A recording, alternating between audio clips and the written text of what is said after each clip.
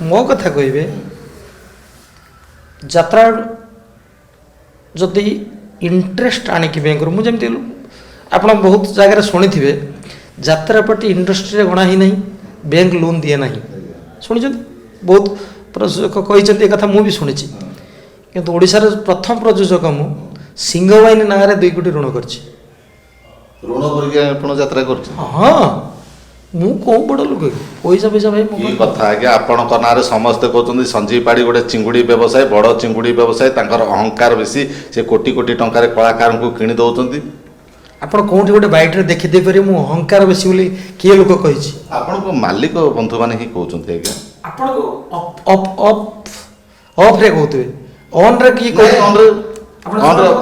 ମୋତେ ଶୁଣାନ୍ତୁ ଅହଙ୍କାର ବେଶୀ ଏଇ ୱାର୍ଡ଼ଟା ମୁଁ ଶୁଣିବା ପାଇଁ ଚାହୁଁଛି ବଡ଼ ପାର୍ଟି ଚିଙ୍ଗୁଡ଼ି ବ୍ୟବସାୟୀ ତାଙ୍କ ପାଖରେ ପଇସା ଅଛି ସିଏ କୋଟି କୋଟି ଟଙ୍କା ଦେଇକି କଳାକାରଙ୍କୁ କିଣୁଛନ୍ତି ତାଙ୍କର ଗୋଟେ ଇଗୋ ଅଛି ଗୋଟେ ଅହଙ୍କାର ଅଛି ଭଗବାନ ନ କରନ୍ତୁ ସେ କଥା କିଛି ନ ଆସୁ